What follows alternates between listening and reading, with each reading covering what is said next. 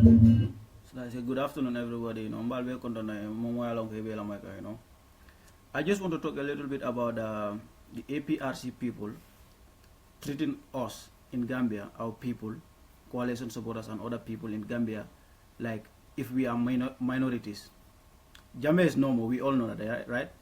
But we are not like Jammeh. We are unlike Jammeh. We will deal with them civilizedly, no physical assault, you know, no personal attack, but we can put them together as a whole group and then, put the tag on them, the right tag on them, who they are. They are just a bunch of animals. I want to play an audio from the CDS Badjie, who has spoken or seen some of the victims, and he described it in his own words. CDS Badjie nyaya victim or doljela akane doldiam dala ay kumo memfo. Because in our politics is important, yeah. In as much as we sometimes believe he's a stupid or foolish person, but for about security, we have to take it seriously, okay? In his own words, Anyaya victim Solmenje, he spoke about it, and that's what I'm trying to find out here. Then after we talk about it, because in our own country, we have been treated like minorities because you can't take people in their communities. Okay, let's listen to the audio first. I don't know if I'll what was here is very, very regrettable in the sense that me, I speak the truth and nothing but the truth. If I say anything contrary to that, I'm just human. During the former president's time, 22 years, Aprc has been winning. There has been no single attack from the opposition after Aprc winning the election. This is why I said it's very regrettable. That this time around, Aprc lost. I'm not saying that responsible, but it is alleged that they have behind the supporters. Because all the victims that I've seen or had about 4 to 5 incidents, we have personal attacks in big life. And it is done very late at night, when most of people are sleeping. They target individuals and then harm them. It could even lead to death. As I'm speaking to you, there are 2 guys who are out of their senses because of the impact, the hit that they received on their head. And nobody knows what will happen to them next. And their family members. And they are attacked when they are isolated. This is unacceptable. This is why I came myself to see them personally and talk to them. But it is unfortunate. But 3 of them are not with their correct senses. And they were not like this before the incident. And it's very regrettable. We are in an era which we should all be law abiding. When they say New Gambia, that is democracy plus. It doesn't mean you should take the law into your own hands. And we are seeing this type of incidences to be unacceptable. And they are increasing day by day, which is very regrettable. I'm the Chief of Defense Staff, and the Minister of Interior is there. And the intelligence unit is also there. We work together as one unit. And then see how best to stop these personal attacks. Before that, we go on air to warn the general public. Being democracy plus, because the former regime, nobody will even think of insulting and regime, moreover attacking. And there was no correct democracy, it is true. People were forced to accept whatever. But alhamdulillah, God has come to the rescue of them. But let us not take this as an avenue to do whatever we like and nothing will come out of it. It is a life. We will do something about it. And I want to warn all criminal Gambians who don't accept God's verdict. That barrel is too deep. Okay. Marunga audio news stop because some are saying it's breaking, some are saying it's not clear. They cannot stay here and work. In essence, I come for Wolenko. After he believes that APRC people are responsible for this attack, ye modo lipa jele, ikngolto, ikngolielta, ye modo lipale, they are unconscious. Ako dola mental, after belief that maybe they so have some sort of mental problem temporarily because of the beating. Popana, do you mean it's still break? Oh, it's okay now. Thank you very much, Mr. Popana. So, APRC leka nyinke in Gambia, in New Gambia, when Yaya Jammeh is not the president.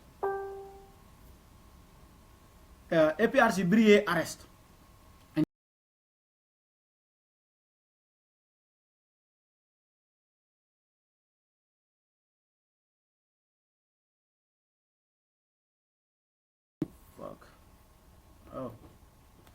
Okay, I'm still back live, okay? Yeah, I'm back. So APRC people, kabire nying crime or commit. Ye muta ye arrest. When they got arrested, ye munake first thing. Jani bitela mol fongol mira la follow fam. Si di njaay telephone ci ay boy. I rosta Umar Fofana call BBC. Me along wole BBC la reporter and also the reporter for Reuters. I will first call to make noise. Because APRC people have been arrested. But APRC muneke that has never been anemo for journalist. I would yala for ko ye tol mudal ye arrest. That was true, ye arrest le. But ye arrest munala he never said it. Kafo ye mol arrest le, including people many along ko dingol bebul. But saying for dingol bebul, is that a guarantee for you to commit a crime? But we have seen how the police treated them. The police PRO have spoken, and many along ko dingol bebul, priority de la ye bula ye all bulale, you know, on bail. And they are treating them well. They are not being maltreated like Nundo, you know, baby Isa case keta nyameng, yo muta yasama mile to an Obama. That's not happening. In fact, these people are not being sent to mile 2. They are still being processed and interrogated by police, not sent to prison directly. Yaya Jammeh ka okenon kamol sentence. At the state house, at alay kamera ning court level state house kono melon ka kamol sentence jela. But these attacks, aketa nyameng information of house because I don't rely a lot on what people said. In this new Gambia, Yaya Jammeh Jamano, I'm saying, we have to rely on credible sources. Police PRO has spoken about this. We have seen the statement. In the statement, Yemei and the Wolamko, Molme Yalanko, but a coalition or independence celebration, inauguration and victory celebration of Adama Barrow at the Independence Stadium. Yolel Brexilo, Olel Tara, Campenda Stoporo, checkpoint or confrontation or Sotajel. But some may wonder how come police station or Nyimfong Keta or maybe military checkpoint Ninketa World. In the first place, that's wrong. Not only these people, they are with their right senses and they are willing to obey authority. Imagine a mole killing this police station of Florida. Imagine a mole killing at a military checkpoint.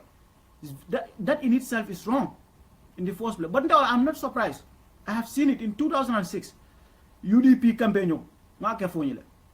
Mami think by the way we are not allowed. UDP. Niko kami think phone election time I wasn't there. I don't know. Probably they attempted it or they couldn't do it. I don't even know about it. But in 2006, amanke. Kabasi wan orkana antol nindo ya dabo wosi loga. You do know what happened? Ninka tambi ika wulle ni la banal tang. Ito leka mol attack. You don't even go kafo ko wi dabo. Ito leka ne kafo wi jamme. UDP combo yo be tambi kam. And the government knew about it. Because lawyer Oseno Dabo abukata no Gambia dulata ay campaign ke at a political platform. Atra ko aning government mang kaito sign kafuko ni lunkar mbeta ray dulata. They knew very well about his schedules. Abetambi kam fo hima protect. Do you know what they do? APRC sojarol wolel kamudo faneni kidola tep sojar jama bakatamol ikatara UDP la combo yo koma ikata nyato fana dol katara loren tema nimbita ka anywhere ni betambi kam fo ni katambi la wulo kono I bialba kuyarin ko bor jaw minna idata mola kudo wo sojarol nyala ye mol kelendi jele mol bute je UDP supportal ye mol so murol I'm a witness I was there boyo me mol so muro mo so murola briko ka to safe e koko tuba karani ngol le juma ba ndela nga to safe ato hansa manjina ali ujiba la njurto o boyo ali ujiba me wole ko le mo so murol la njurto la fo mo do ma wota fa kanani no la in real circumstance nakunda monta wota fa kanani no sa ko mo ko wole mo muta UDP supporter aya so murola also put on I still cannot tell fire far because there are so much. Can you imagine for you dialogue emergency health care ya ikuko rose direct to Banjul ya sama Banjul ke bari wo ko la ke bari won na ko al nga to safe nga samba loya Ousseynou Dabo ndesa ngameno jigida loya Dabo la junal o Aliou Djiba ndena mo ndaka gamme news ba kabende ba gamme ndaya fulo current affairs ndena mo news je bi ko Aliou Djiba to bi wala sama nan ko e kay mo le sonu muro la fo ni dialogue et puis UDP support ndena ma moy probably he's still on the loose. That boy is a criminal. Wole mo la mom da so muro. And at the same time you mbigel ye mol bum berole ye mol bouté nyala ye mol bum berole men yan ko ko mol yelta ke bari mom bija was still I can still remember very well ya bum berola ko mura ko yelta fa ka foko muni ndol fongol si jam ke baba me menala dimba fon wulta fa ya kaka campaign la atara neja bo kuma si fa la man tara fanso because ya bum berola ko yelta ke ba ko to amake dinnim ke ba katamol UDP la modo membe ka fa democracy na yetu ko because funding kel kata faru ko nol tap kala funding kel no wol sera dame woto bugama ba ni wo modo yetu ko ma itani modo men la ta behind foni kon they attack you have been doing it So akamna kabiri Yaya Jammeh jamano girl can menkeno still now they continue to do it in New Gambia. We should have an approach. Wala na Gambia niko doku jamal be molebulu doku jamal be people should be willing to join the police force. People should be willing to join our securities. Educated people, because we need a lot of prosecutors. If you have a bunch of criminals in your country, you don't deport them. Many of them, they are citizens. They are citizens like us. We cannot deport them. The only thing that we can do is to prosecute them. We need talented people. We need capable people. We have to prosecute these people. Gambia.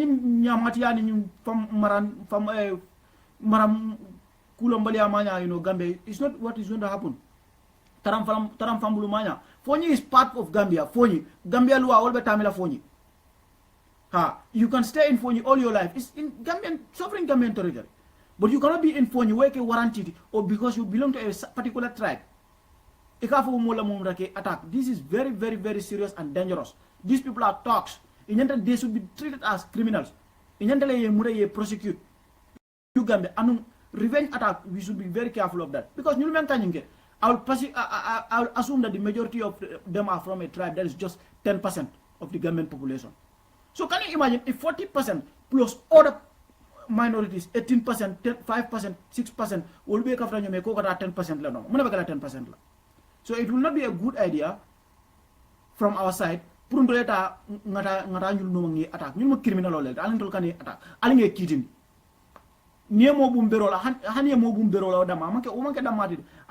Let's not forgive them. And the other thing that I want to talk about here today, Molka verbal application ki Adama Barrow Gambia. Yaya Jammeh out more application letter. You don't even have to be capable to write an application letter to get a job. Because if you can talk, you know the people, you know the connection, you have the channel, you'll get employed. What can Yaya Jammeh time? But say Molka Sijang, because they think they have the audience, they think they have the people, the influence. They send verbal applications to Adama Barrow. Mr. President never listen. And I don't remember a verbal application or send a result rejected. Atekela. Trust me, Atekela. Alka si alka alfa yeko Adama Barrow ndeman karito mo listoro karinyanda dogo sotole karamunyanda dogo sotole wollel data prison wollel ye wollel sorong wollel num victim soldi application rejected. Faro like Jumari. We all contributed to the success. This man cannot even diaspora wala me kodo contribute. Your Facebook, your social. But after all, and they are doing the job. Please, let's give them space and time. We complained a lot. This is hypocritical. Some of the victims that we are talking about, could Adama Barrow have to help the victims? Solo Sandeng's family, the number one priority. Many family member well, they should be well taken care of. And I know that is happening because they are right now in the Gambia. I don't know a new Gambia more basic about the family. But the second thing, justice. Justice. That's what the Solo Sandeng family needs. And they are getting it because the NIA director arrested. Very well done, Mr. President. And what Badjie arrested? He's already arrested. Yeah. All those people, many along go. Even though Monsiule wants some Mudano, and the other guy, me along go, Suleman Sambe Solo Sandeng Tocho, allegedly. But there were other people. Mojamal blow Solo Sandeng Tocho. Because Solo ya arrested from Westfield, ya Samba, all the way to Mile 2, all the way to Ajarta Mojamal Bulokon. But many along go, Bebo Kuokonol. Anybody who is complicit in that crime, the Tocho and death of Solo Sandeng, ye be arrested. Many along go, they are still in the Gambia. They did it. Can't we just give credit to the government for that? To the president? He's doing his job. Because more comfort Yaya Jammeh na mole fa. Nin Adama Barrow na biya be mol mutakam. We cannot be asked leakers of government. Who give a damn? Government has to do their job. Of course, we cannot be there praise singers. No, I'm not calling for that. But men get Alankar Wolf. Adama is fighting for victims. Solo Sandeng's family, I know they are glad because can you imagine Suso Melanco, Suso Ning Tocho NIA, what rape. Nakita NIA ka Suso to for you. Ndama Suso lo. But nga Suso to read over and over. Suso ko kuruma NIA. Ika voice Suso nyola. It could be your model. It's a big victory. Solo Sandeng amanke yada malefa. 2006, edaba mare na la mulmuta yebefa. November 11, ntena na tanyi na lawal. November 11, I will talk about it for Lumina. Ning hani Adama Baroma losu Amanja nga diam wala fam because some of those people many of crime they are still in the Gambia. We have big surprise for you. Alka fi alfa la live la. November 11, ye moment fa atar for some ndenga sojerol jile many alonko. They were part of the November 11 coup. In an interview, they cannot even tell you the exact figure. Yaya Jammeh memfa. Sometimes they will tell you Malam Bafla Nyari, Bafla 12, Dol Bafla 13, Dol Bafla no, Asia Bada. They killed a lot of people on November 11. Still, that case is not investigated. Ndoka victims all for science and for many along they did something. Many those who beat, tortured them, those who killed them are being arrested. The November 11, where you know, and the exact figure of numbers, the exact number of people who were killed is still not quantified. We still don't know the exact number of people killed on November 11. Malam. And we still don't know where the mass graves are. Because you can remember for still, those are not unconfirmed. Come on, for wrong. Okay, breaking news from Fofana. Sekou Sekan is reinstated into the army. Breaking news. Wow, so Fofana, thank you very much for the update. You know, ladies and gentlemen, you have to remember he's a 22-year veteran in the army. So, malo Yaya Jammeh raja do jadi lawari. In my book, I don't know Yaya Jammeh. Thank you very much, Fofana, for the update. So, can you imagine? November 11, I will never forget those people. No. I will never forget those people. Yeah, November 11 victims all many along yefa kabri November 11 1996 kabri Yaya Jammeh sida mo kurungol Yaya Jammeh la kuruya wala folo nya ha Basir Barona la mol wala force Yaya Jammeh la kuruya je fafa nyanyol jambarol boy many all for hands and they are on the loose, they are in the Gambia and your dingol leltu your family leltu they are still there, patient data fonsa domandoma alnga. But all verbal application, I'm sorry, is rejected. Some of those people, many uncle, like a verbal application will send. Many in Dimifong. Well, they were with Yaya Jammeh. Yen verbal application, ya be karawol. Ni to le connection also. Ye badi will connect je. Ni Yaya Jammeh connection also. Badi will ni vacancy fin Yaya Jammeh badi will je. Ni vacancy fin de badi will je. Ikatara sirin sign. You can see live video to Facebook. You can see la radio. Mankar je dogol. Ngara kela. Fadole njuma. Fadole amina tole tam Gambia. New Gambia step by step. Nyankon koron step. Ndeka korondol nu. Fofu na nyinga.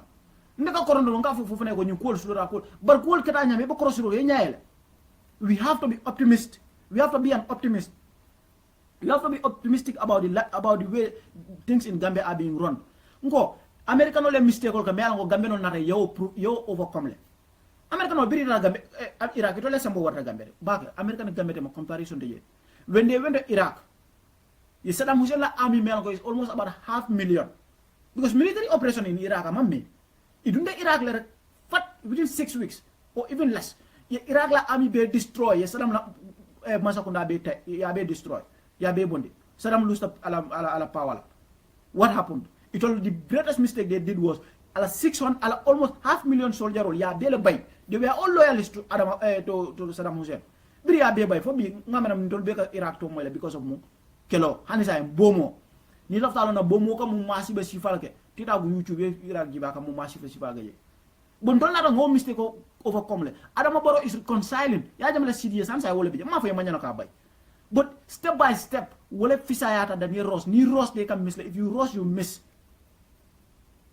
Yes, Fofana, thank you very much. We know where they were killed and where they were buried. Very good. Ndel after November 11. Adama Barrow in the Karandela, no Corona caring. Al Natadron. I learn from Adama now. No problem. Corona you Alena Molmenfa. If a body ring them Ali Bulaje.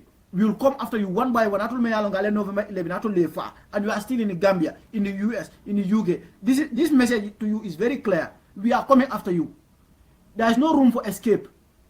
Molba sirinya na victims all niya moy kumbo be kala bi mol ka menu kumbo wol mu jambarol to nyalon solo sanenyor bon dañ fi still now ñina tok dole la menal ma ñina ñina because November 11 bu ka fo Basir Baro na la mol la fa ñina la and woda kala no ha ma fo government ñina at government level I'm not saying it but ñaaji be from the side of the activists I can say because I interact every day with them mo jama bi je fo bu kala ko find out Yes, people like Fofana here will not will because Ndolka Basiru Fala one day I was 4 years old, probably. Yes. But Fofana they work with them. Yala will see no will I will testify. Where is credible? So Alkana Mirakoa, Adam Barola could be like a Nyaming, Abe focus on one side lela. Amandra focus on one side. Adam Baron in coalition all see the government form and it was based on principles. So among one party thing. I consider myself to be a supporter of one of those parties, but say kumaya unity in wala kumara kabanko samanya. Unity is more important. So alkana si jang alka verbal application or send Adam Baroy, carry employ. Say muna Yaya Jammeh corrupt nunu. Exactly the same thing. Yaya Jammeh ka wala kenu. Akam ning army selection osida or police selection osida inanam ye fenkolo ni malam bafla nyari. Atondi le ye trokolondi ye wala bosolondi. Fenke la molfel asombe boja na molfel aisatu jay set la molfel Yaya Jammeh fon la molfel corruption wala kera no Gambia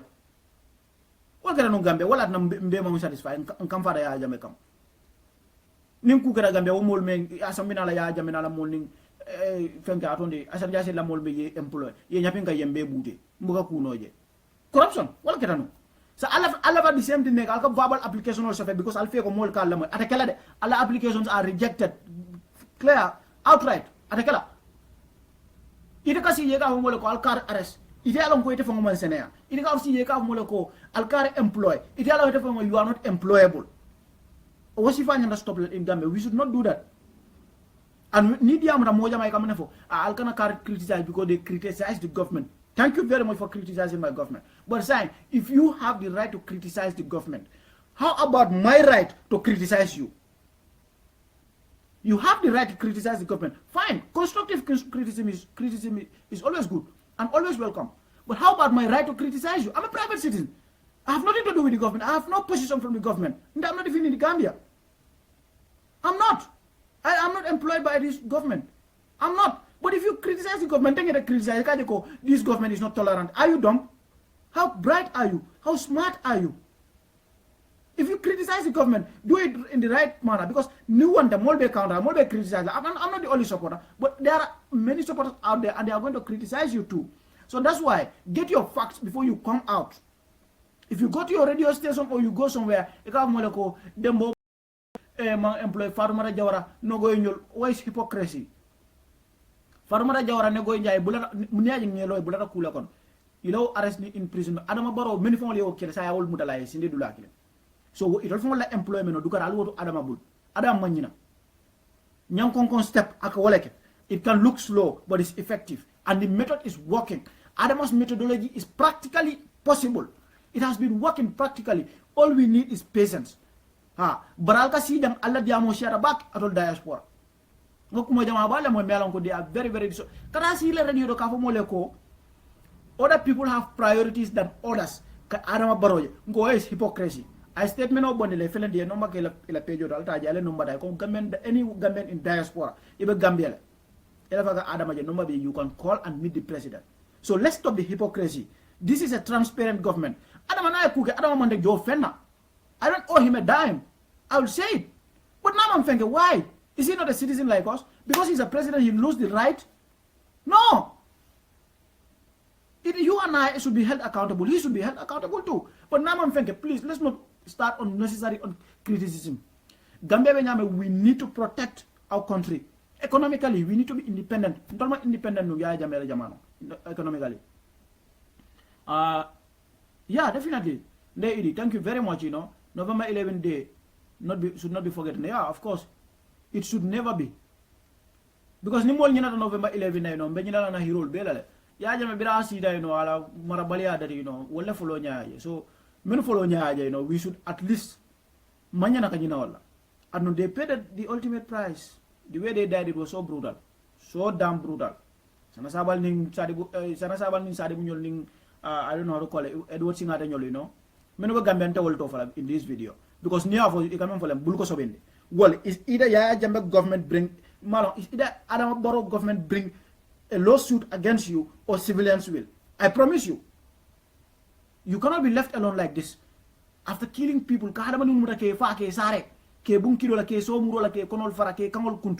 do that, you are in Gambia, we are coming after you. Can I find yes, and the borders are closed. If you run the Casamas, if you try to run into Casamas, we get you. Gambia and Senegal, unity is coming. Yeah.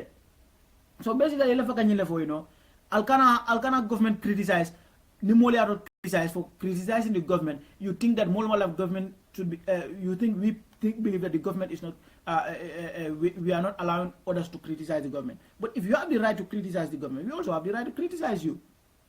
Don't we?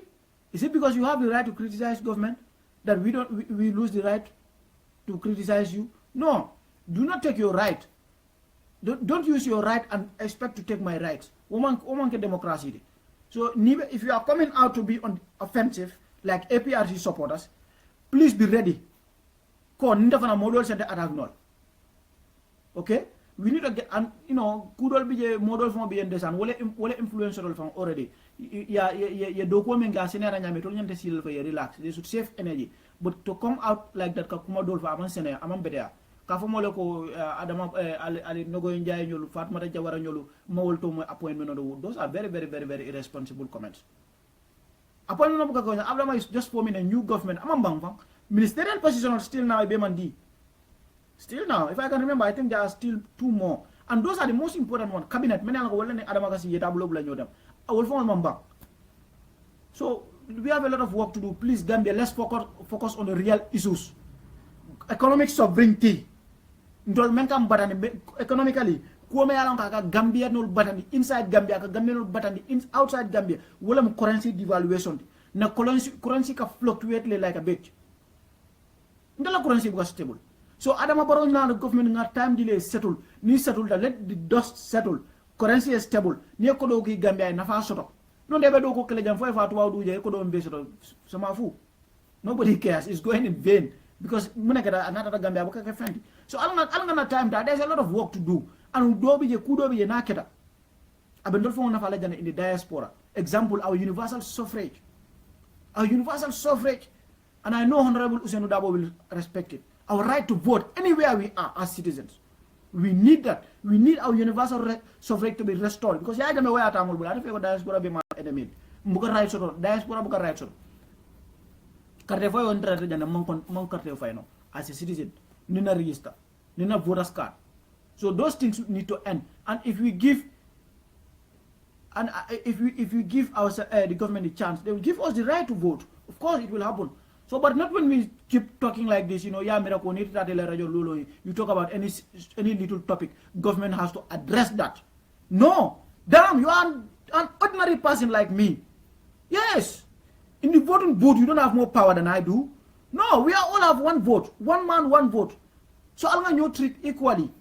If you will speak on behalf of people in a media platform. But ni ko be fang agenda and the agenda of your friends all the time. Abuka work. Verbal application. Stop sending it on behalf of your friends. Because nga je dolka jang wolka si jang kafo adama kari employee. Ndama kari plaso te ne imari nyol ni wol diamata. You start sending applications to Adam. I know the results, bro. It's rejected. In New Gambia, the killing started in the down and exactly. Yes, everything. Kuba Malta dunia. Alafu APRC nkole ko Kuba Malta dunia. Ye kuja mabala ke Gambia. But I get very, very disturbed. Bringa nyinkuwa moe ko APRC nkole hansa they are on it. Comme nga fa ñam video la beginning 2006 aliyakele nga jele 2011 aliyakele ni election ale listo ledda listo wala bu ngal bul ko ni mol fat e ni mol darol winda be minu fala mo fala party APRC ye listo la sore ko ni tol winda no there were a group of people men ko they will kill them straight away APRC people ale o mori mari ñul ale ñe tanka Adama Barrow winda ala la kayramo Adama Barrow ala tombom mo a winda bira winda o mol niyo be tanka because APRC ko ni tol winda ni tol bol fala anu APRC ndata APRC benena wo wartal ko mo tande da kon bar ndela fana nganyim fo momo ya lon ko ite APRC support le kabo luwena ya jamelo da kay ya gameno election result kay reject le kabo lo ite APRC support fo bi falo le mut imari man ko soto imu falolti anu ni fara ni me ko politico me alon ko kundi wala ñu nek politico should be only a small portion of your sins ni da man ke full time politician oti niti alon ko reka APRC support ka bring lumina Yaya Jammeh election result sol reject fo bi falola mo ani me check wo ko fo da masi no jahana ase sama no jahana bal niti ko te la alala ika APRC ko support menan forol yebo Yaya Jammeh dol forol wole yebo Yaya Jammeh dol jongol da maltroje if you think you still support Yaya Jammeh because he's a good president, he was a good man, you don't get brain. Bro, I tell you, you don't get brain. Yaya Jammeh ni to ko la hero. Ito ko Yaya Jammeh ko la support. Iman brain shot. New Gambia, we don't need people like adult APRC ko. Al ngara carte fa. Al ngara carte anu momo yalon ko you are APRC supporter or not. If you behave like APRC supporter, we're going to treat you the same. I know a lot of people are coming out. Abanjara nga fudo topic odo, you know. Patiol be lola le cool be kelala, but momo yalon ko you talk like APRC, you behave like APRC, you have a record similar to APRC. Ina de ko lafta mo la carte ibota damen be jefole. Ibota damen do yela origin soto nan damen. Ila yim silly political ideology, dictatorship ideology ina bota nan damen be jefole. A root amanja for APRC connection o be damen nga jelon. So lafta ka wol for primarily, you know, be video nyin dana jay, you know, mo kala fi video e jam fa back, you know. Because it's always time consuming to look at all to watch all these things online. But to summarize, APRC talks al cool. Al can treat no local minority in our country. Na bankoka. Alla bankola, yes. But mfana la bankola. If you have the right to say our country, we have the right to say our country. You cannot treat us like minorities. We cannot be minorities in our own country. Kamura kam bute, kamura kam sorong. Al dal ka bring 1900. Yaya Jammeh lumina sita. Albo damalla. Yes, Barakunanga families are still crying. Mukala fika jam for fango, you know. But you know, Nimbota Waldo, Basiru Bota Waldo, you know. But still, Femankeje, Kumankeje. Ndolma Adama is slow, but we are willing to do something about it. And that all many along crimes will commit in Gambia. Albije still get ready for us. Lafra Danajan for now. I would like to thank each and every one of you, Mr. Fofana. I'm very proud of you. You know, thank you for the good job and keep it up, Nkodoma. I really appreciate all your efforts in this struggle, Baraka, because you have the experience and you are always out there speaking and then, you know, standing with us, young activists. So I definitely appreciate that. Thank you, each and every one of you. Ngalbe kondong. Oh, okay, let me see. Okay, you see, Babukar Bah. He said, my grandmother was also among people who have to be. Yaya Jammeh la bo nyama. Among Fulalong, among Suwalong, Faro, Nuwana, mo fama la hobilet. Mo famu Yaya Jammeh hobilet. Ole diara dunia fengo bet. He likes to kill Yaya Jammeh. He would have killed your grandmother. But I'm very glad for you that your grandmother is not killed, Mr. Ba. And I know you are also happy. New Gambia, let's celebrate. Yaya Jammeh, thank God. The old woman is alive. You know, thanks to Adama Barrow's victory. Ni Yaya Jammeh winter no afela to me akabo fanam fala. Ite ka list of findindi. Iko to mol fala. Yaya Jammeh. Thank you each and every one of you. Respect, peace out.